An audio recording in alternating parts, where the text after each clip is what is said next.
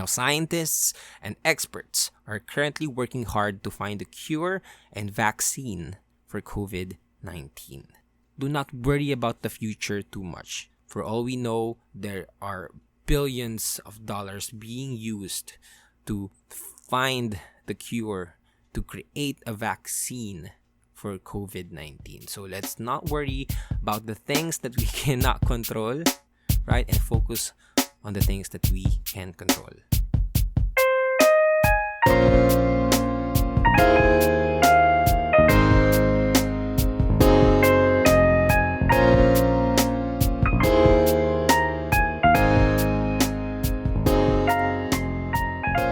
Welcome to Small Talk, small conversations with huge impact. My name is Alec Cuenca and I'm your host for today. So first, before anything else, I want to say that I hope you're safe. I hope you're healthy.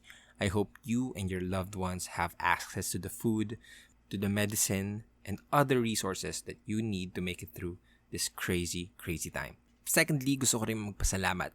I know that since this is a weird time for all of us, you clicking on the podcast and streaming the podcast means a lot to me. And sobrang nakakatuwa na makita na you guys are choosing not to just, spend your days in your vacation spend your time in the lockdown, the quarantine na nakatuwa nga lang. You're actually choosing to invest in learning more on how you can take care more of yourself, how can you be a better person, and I really appreciate that you guys are joining us right here and right now. So thank you for streaming this episode. Thank you so much. And lastly, before we head on the topic, I would like to express my gratitude sa ating mga frontliners. I know how hard it is. Nakakita ko ng mga tao nasa labas kung gaano kainit. Nakita nyo ba kung gaano kainit sa labas? Sobrang init. And the fact that our frontliners are doing this to help our country, not that it's their job. It's I know that they are the only capable na trabaho nila. Pero if you've seen how hard they are working right now, may hiya kayo na ang sarap pala ng buhay niyo. So if any of the frontliners are out there are listening right now, thank you so much for what you are doing.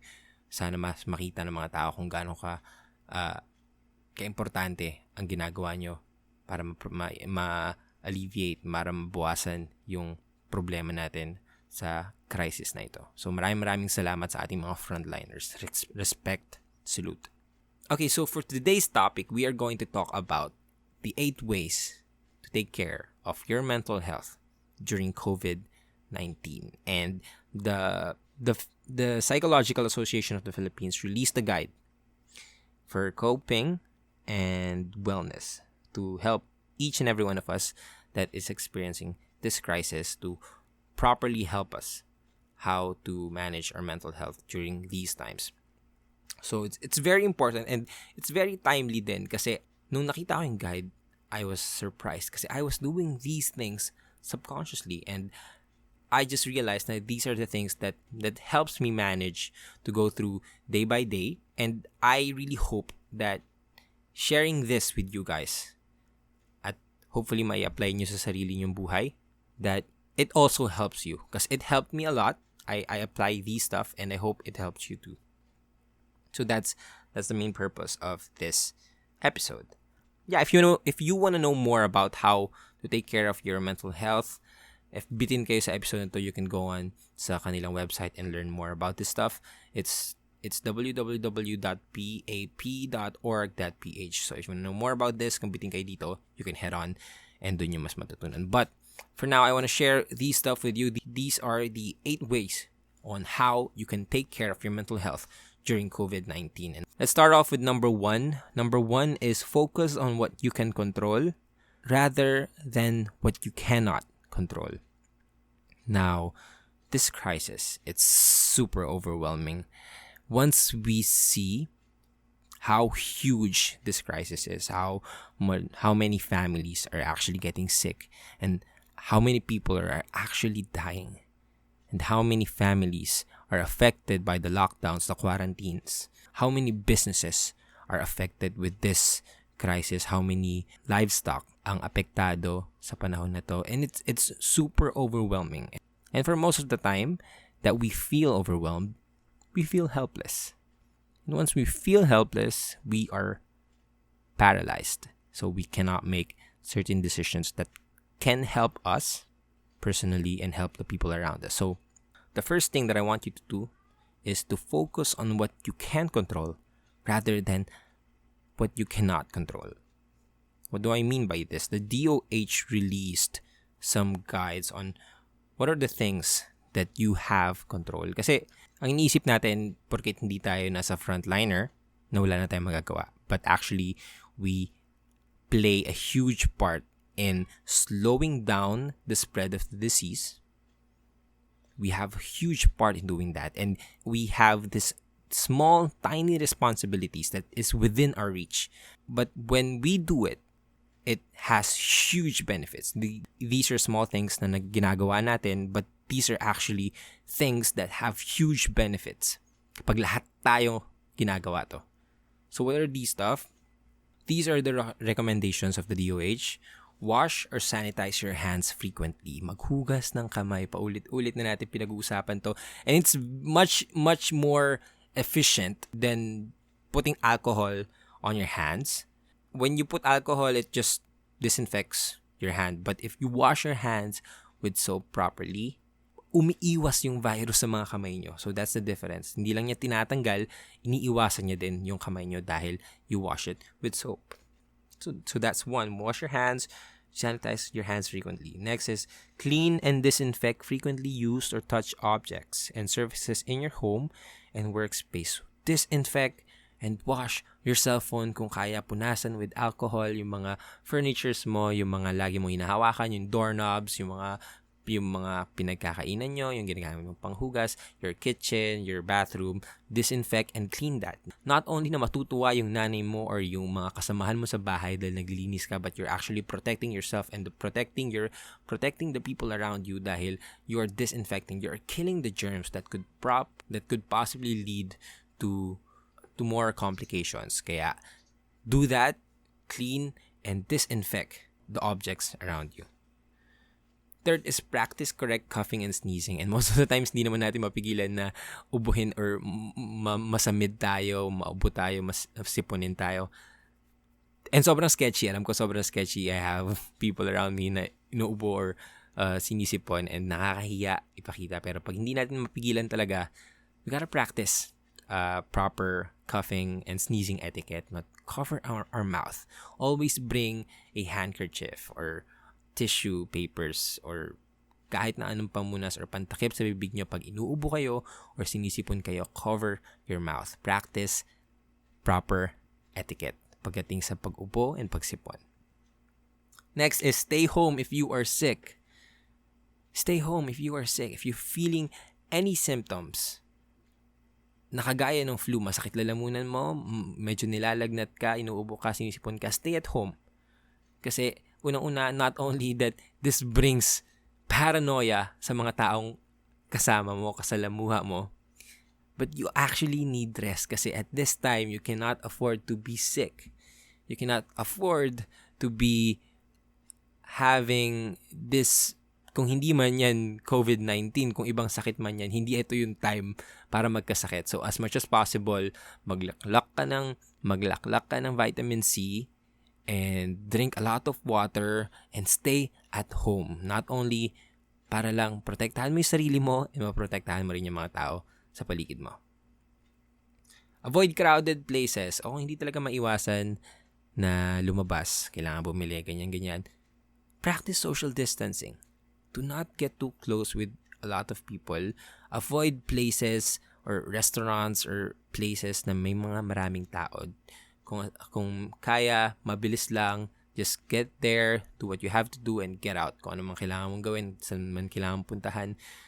Pero avoid public places. Avoid crowded places. Dahil right now, hindi pa natin ma-contain ang virus. So, hindi natin alam kung sino ang meron talagang virus at sino ang wala. So, as much as possible, avoid these crowded places. And those are the recommendations by the DOH. If you do these stuff, you are actually helping our frontliners, our society, our government, we are helping each other when we are doing these stuff. Kasi kung akala natin wala tayong responsibilidad, kung akala natin wala tayong mga kailangan gawin, hindi. Ito yung mga kailangan natin gawin. At pag nagagawa natin to, we're doing our part in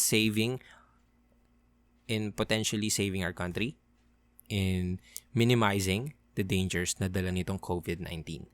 So pag ginagawa nyo to, pag na-checkan nyo yan lahat, you're doing your part. Congratulations and thank you for doing your part. Kung di man, you can still work with it. You can still work on it. And pag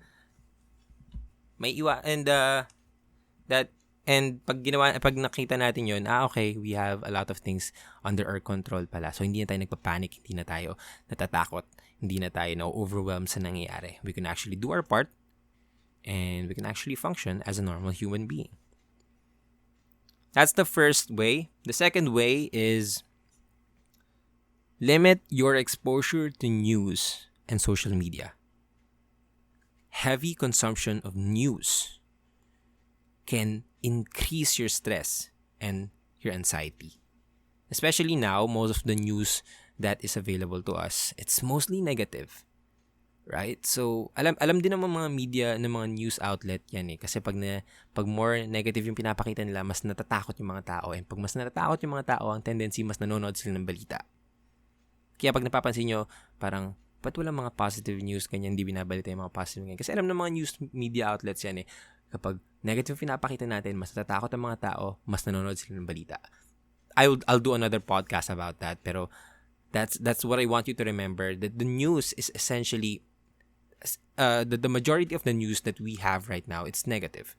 So as much as possible, we try to limit kung ano yung pumapasok na negativity sa buhay natin. So we limit ourselves in consuming the news that we have. We can watch the news. Hindi ko sabi huwag kang manood ng news. Mahalaga pa rin to stay updated, to keep updated.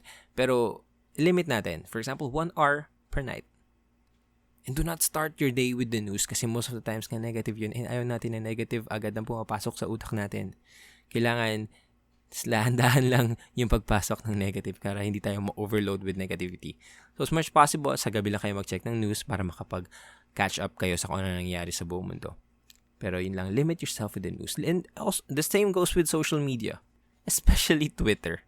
Twitter is one of the most toxic platforms there is in today's world. I don't know if that's just the trend for me, pero the trend for me, I don't know if it's kung sino yung mga fina-follow ko or anything like that, pero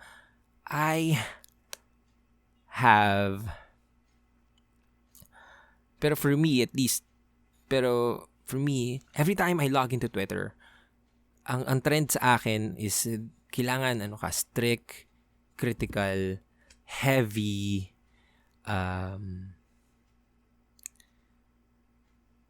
for me, every time na nag-login ako, nakikita ko more on the heavy, critical, strict, like serious content. And I'm not against that, pero most of the time, ang nangyayari sa akin, I get pissed and I spew additional hate, which is totally unnecessary because I know that's not what the world needs right now. That's not what our country needs right now. That's not what our fellow Filipinos need right now. So, as much as possible, iwas muna. Kailan yung last time, di ba? So, as much as possible, especially Twitter, i-minimize nyo lang yung paggamit. Bawas-bawas tayo. Let's say, mga 5 minutes lang every pero wag kayo magbabad kasi malulunod kayo sa kung gaano karaming negativity ang nasa feed nyo ngayon. As much as possible, limit that stuff. That's the second one. The third way you could take care of your mental health is to create a routine. And this is something and this is my favorite actually out of all the 8. Kasi, naalala ko nung first week or first few days na nandito ako sa Olongapo, nabagot ako, naurat ako. Kasi, gumigising ako sa umaga without any plans, without any goals, without any sense of direction ng buhay ko. Hindi ko alam kung bakit ako gumigising, kung para saan ako gumigising. And I realized kasi, sa Manila, dahil medyo strict, medyo hustle everyday, 24/7 doon, meron ka ng routine, di ba? Dito, dahil sobrang comfort ng buhay mo, wala kang routine. So, sige, sabi ko, I told myself, okay, right now, gawa na ako ng routine. And I did. The next day, I made myself coffee. Pinuksan ko yung libro ko. I read for an hour. I journaled. And every day, I've been doing that. And ever since that day, I have been doing that regularly. And I am telling you, mas excited akong bumangon. Mas excited akong gumising. Mas excited akong matulog sa gabi. Dahil alam ko, the next day, mag-journal ulit ako. Babasahin ko ulit yung libro. Kasi I know na dun sa libro, dun sa pag-journal, there is progress. And pag nakikita natin, pag alam ng katawan natin na meron tayong progress, hindi tayo na babagot or hindi tayo na iritan, nauurat sa kung anong sitwasyon natin. Kasi alam natin na meron tayong ginagawa sa buhay. It gives us direction, a sense of direction in life, a purpose in life. And that's a hard thing to do, to find. And that's a hard thing to have when you don't have a routine. So as much as possible, create your routine kung saan kayo komportable. Pero as much as possible, iplanuhin nyo yung gagawin nyo for the next day and do it regularly. Yung pagplano na yun. Whether it's, di ba, some people do meditation, some people check their emails, become productive. Pero as much as possible, try to make a routine para nabibigsi yung katawan mo and yung utak mo. That's the third one. The fourth one is maintain good health and increase your resistance. As I've talked about in the previous episode, ang main na panlaban natin sa COVID-19 is our resistance, our immune system. So, as much as possible, yun ang kailangan nating i-increase. Yun ang kailangan nating alagaan. So, how do we do that? We get enough sleep. We eat right. We eat fruits and vegetables. We drink a lot of water. And we exercise. There are a lot of home workouts out there on YouTube, on Facebook even, and some people even post it on their Instagram. Pero there are a lot of resources that you could watch and consume para magkaroon ka ng idea kung anong home workout yung magagawa mo sa bahay mo. And ang laking tulong nito kasi hindi lang na after this quarantine, dalawa lang ang klase ng tao. Either you've gained few kilos, a few pounds after this quarantine, and you'll probably regret that for the rest of your life, and you're trying to push yourself na matanggal yung ginain mong pounds and kilos dito. Or you could stay at your same shape, or better, you could be in a better shape after this quarantine period. So pili ka lang sa tatlong yun kung anong gusto mo maging, kung anong katawan ang gusto mo maging, and gawin mo yan. I'm sure na when you have good health, not only do you protect yourself, but you can position yourself to helping more people around you. If you're sick, if your resistance is shit, then you can't help the people around you. Gusto mo ba maging burden pa sa pamilya mo, sa mga tao sa paligid mo? Ayaw naman natin yun, di ba? So as much as possible, we take care of our health. Health is wealth at this point. That's the fourth thing. The fifth thing is to do things that you enjoy. Whether it's reading a book, whether it's learning a new instrument, whether it's finding a new hobby, whether it's watching your favorite TV shows or anything like that, as long as you do the things that you enjoy. And why is this important? You need to feel good. As I've told, sobrang daming negative things, sobrang daming negativity na pumapasok sa buhay natin ngayon. And hindi natin napapansin na there are a lot of things around us, the small things around us, that could actually spark joy sa buhay natin. And it's very important for us to, I'm not saying na toxic positivity na maging masaya tayo sa sitwasyon na to, pero all I'm saying is there are a lot of things that we take for granted. And this is actually the time that we could appreciate and learn to appreciate kung ano yung mga nasa paligid natin. So, yung time na to, let's use that to do the things that we enjoy na hindi natin ginagawa usually pag nakabalik na tayo sa normal lives natin.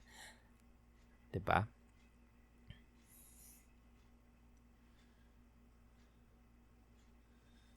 Watch your favorite TV show, engage in hobbies, listen to your favorite songs, dance, pray, do other things that make you feel good para makabawas naman sa stress and sa anxiety mo. That is the 5th thing. The 6th thing is stay connected to valued social groups. Stay connected to your friends.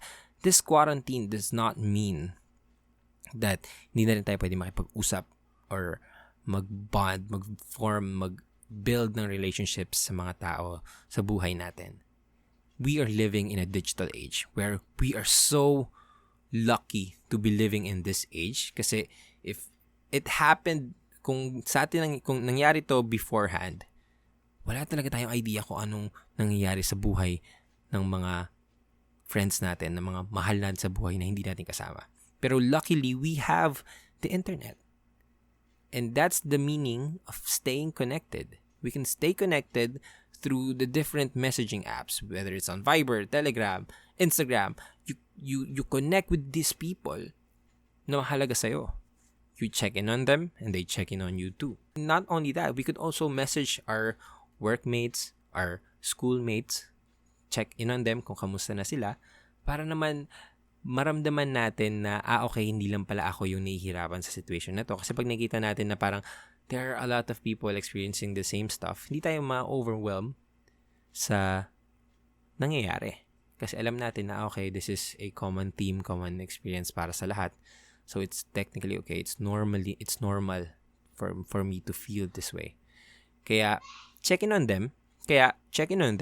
Stay connected sa mga friends mo. Mag-video chat kayo every now and then. It's really helpful, believe me.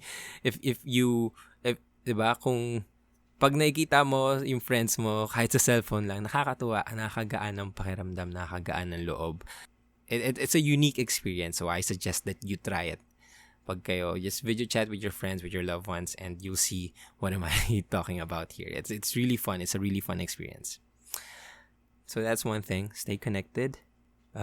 Share emotional support among each other. And not only that we practice social distancing, but we get to show how much we care. Diba? Okay, so next is practice empathy and compassion. And in other words, check your privilege. Kasi alam natin na hindi lang tayo ang nakaka-experience nito. Kung tayo, hirap na tayo. There are a lot of people out there. Sinabi ko nga kanina, ating mga frontliners, tugot, pawis ang binibigay nila para protektahan ang bansa natin. And we need to practice empathy para makita natin kung gaano kasarap ang buhay ng karamihan sa atin. If you are in the safety of your home, if you have food, if you have shelter, if you're quarantining yourself, meron kang internet, and nakakapag-Netflix ka, ganyan, you are lucky. I'm telling you are very, very lucky. So what we need to do is to understand that hindi lahat ng tao ganito ang nararamdaman, ganito ang nararanasan. There are people dying out there. There are people getting sick. Non-stop, nasa hospital sila dahil dito sa COVID-19 na to. And kailangan maintindihan natin and i-open natin yung puso natin sa mga ganun tao. If we are, medyo fortunate tayo to have extra, puntahan natin yung mga tao na wala. Let's check in on people sa mga wala naman. Walang makain, walang budget. And let's help them. Maraming mga non-profit organizations na tumutulong magbigay ng goods, relief goods sa kanila. So let's contact them. Let's practice empathy. Let's show what it means to be human. Let's open our hearts sa mga tao na tulad na nangangailangan. Kung alam naman natin na medyo sobra-sobra tayo, medyo sinuwerte nga tayo na ganito yung situation natin amidst this crisis, then let's try to open our eyes and see na hindi lahat ganito yung nararamdaman. And we could actually do something more. We could do more to help them, to alleviate their suffering or their pain para mabawasan naman yung kanilang paghihirap kasi hindi talaga lahat ganito. And I'm telling you, swerte ka if may aircon ka, if nakahiga ka sa kama mo, if nakaupo ka sa sofa mo ngayon, swerte ka. Kung nagluluto ka ng pagkain mo, swerte ka. And if you could do just one thing to help another person, then do it. That's what humanity means, diba? Kasi we gotta look out for each other. In the end, this is not the time for us to be rebellious about the one another. I've seen people in Twitter fighting and arguing, which doesn't make sense because I believe that there are only two enemies in this crisis. It's the first one is the virus itself. The second one is the corrupt system that is working against people. That's working against our people, our fellow Filipinos. So there is no point in fighting on social media. Kailangan we gotta look out for each other. There's no point kung dilawan ka or DDS ka or anything like that, as much as you look out for your fellow Filipinos. Not only for the people that you know, for every single Filipino out there.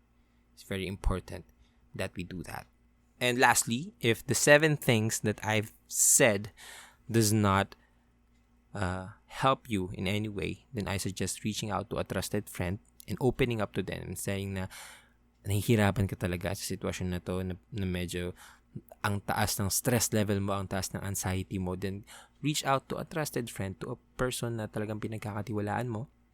Kung may wala kang pinagkakatiwalaan, then you can book online appointments with the Psychological Association of the Philippines, mga psychiatrists doon. Though they are limiting face-to-face meetings, I think they're still doing online meetings, online appointments, and hopefully they could help you. Kung talagang sobrang stressful ka na and these things hindi nakatulong talaga, I suggest reaching out to a friend. Kung hindi kaya ng friend, then professional.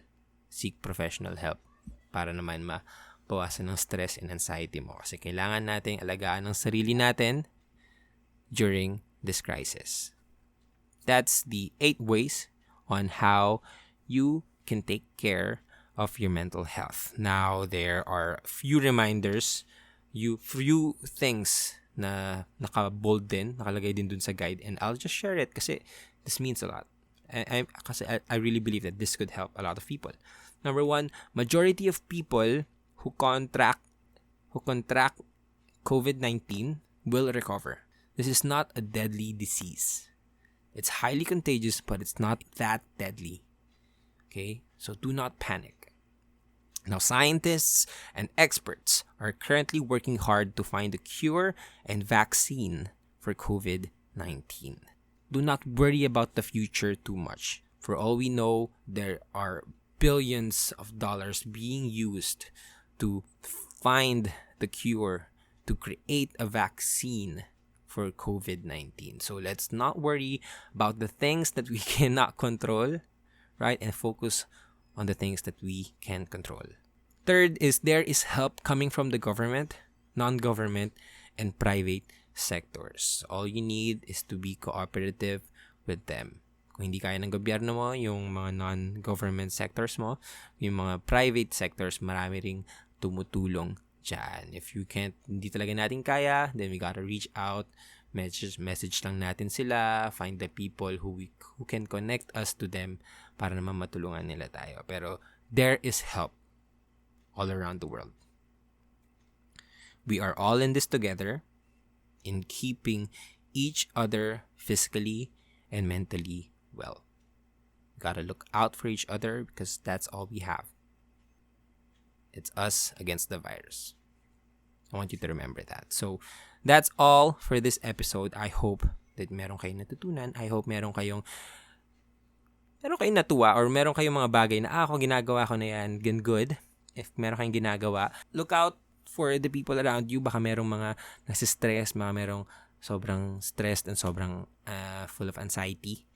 And hopefully you can share this with them para naman sila mabawasan yung stress nila, mabawasan yung anxiety nila.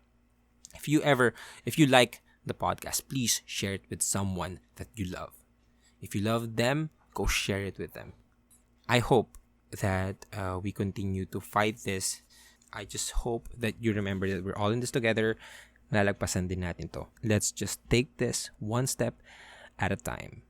Yun lang, maraming salamat ulit sa pakikinig. I really appreciate na umabot kayo hanggang sa dulo. Maraming salamat.